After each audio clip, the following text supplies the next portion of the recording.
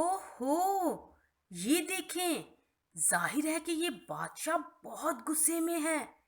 اس کے غصے کی کیا وجہ ہوگی؟ یہ مصر کا نیا فرعون ہے اور یہ وقت یوسف کی کہانی کے بہت سالوں کے بعد کا ہے۔ اب یوسف اور اس کے سارے بھائی مر چکے تھے، لیکن ان کے بچوں کے بچے پیدا ہو گئے تھے اور اب اسرائیلیوں کی قوم بہت بڑھ گئی تھی۔ جب کبھی یہ نیا فرعون اپنے ملک میں گھومتا پھرتا تو اسرائیلیوں کے خیمے اور گھر دیکھ کر پریشان ہو جاتا تھا۔ یہی ہے اس کے غصے کی وجہ۔ فرعون نے اپنے نوکروں کو بلایا اور کہا، ہمیں ان اسرائیلیوں کی بڑھتی ہوئی تعداد روکنے کے لیے ایک منصوبہ بنانا ہے، کیونکہ اگر کسی اور ملک کے ساتھ جنگ چھڑ جائے تو خطرہ ہے کہ یہ لوگ ہمارے خلاف دشمنوں کے ساتھ مل جائیں گے، یا تو وہ کسی وقت ہمارے ملک سے ویسے ہی چلے جائیں۔ یہ خطرہ ٹالنے کے لیے ہم ان سے بہت سخت کام کروائیں گے، اس لیے ہم مصری آدمیوں کو مقرر کریں گے جو ان کی نگرانی کرے۔ اب اسرائیلیوں کو فرعون کے لیے بڑے بڑے شہر تعمیر کرنے تھے۔ ان کو ریت لانا تھی تاکہ شہر بنانے کے لیے اینٹیں بنا سکیں۔ وہ بہت زیادہ مصروف ہو گئے۔ لیکن آپ ان کے نگرانوں کو دیکھیں، وہ بہت ظالم آدمی تھے۔ وہ اسرائیلیوں کو مار مار کر کہتے تھے، زیادہ کام کرو، تم سست ہو، زیادہ محنت سے کام کرو۔ لیکن عجیب بات یہ تھی کہ جتنی زیادہ سختی وہ اسرائیلیوں پر کرتے تھے، اتنی زیادہ ان کی تعداد بڑھتی جاتی تھی۔ یہ خدا کے وعدے کے مطابق ہوا، جس کا اس نے ابراہیم، اسحاق اور یعقوب سے کیا تھا۔ وہ ہمیشہ اپنے وعدوں کو پورا کرتا ہے۔ اس کے لوگ ایک بڑی قوم بن رہے تھے۔ اسی وجہ سے فرعون نے ایک اور منصوبہ بنایا۔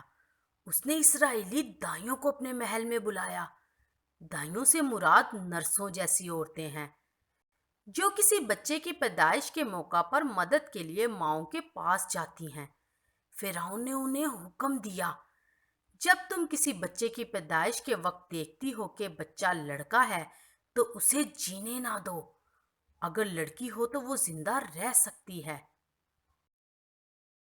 لیکن دائیاں خدا سے ڈرنے والی عورتیں تھیں، جنہیں معلوم تھا کہ کسی کو مار ڈالنے کی اجازت نہیں ہوتی۔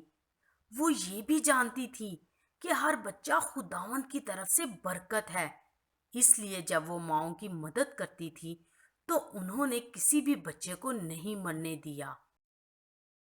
اسی طرح بہت زیادہ بچے پیدا ہونے کی وجہ سے اسرائیلیوں کے خاندان خوب بڑھتے جا رہے تھے۔ پھر فرعون نے دوبارہ دائیوں کو محل میں بلایا اور ان سے پوچھا، تم نے یہ کیا کیا ہے؟ تم چھوٹے لڑکوں کو کیوں زندہ رہنے دیتی ہو؟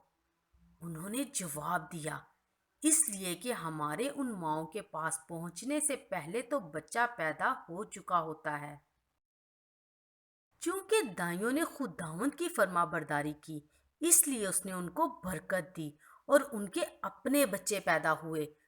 ان کے بھی خوشحال خاندان بن گئے تھے۔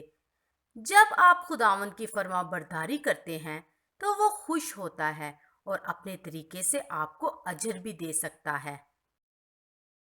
اس سخت دل برے فرعون نے اپنے گناہ سے بھرے ہوئے برے منصوبے بنانے کا سلسلہ جاری رکھا۔ اس نے اپنے سپاہیوں کو حکم دیا، چھوٹے اسرائیلی لڑکوں کو ڈھونڈنے کے لیے تم ان کے گھروں میں گھس جاؤ۔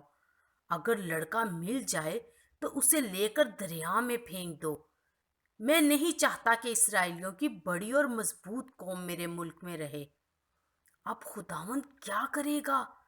کیا وہ اپنے لوگوں کو سنبھالے رکھے گا؟ آپ کا کیا خیال ہے؟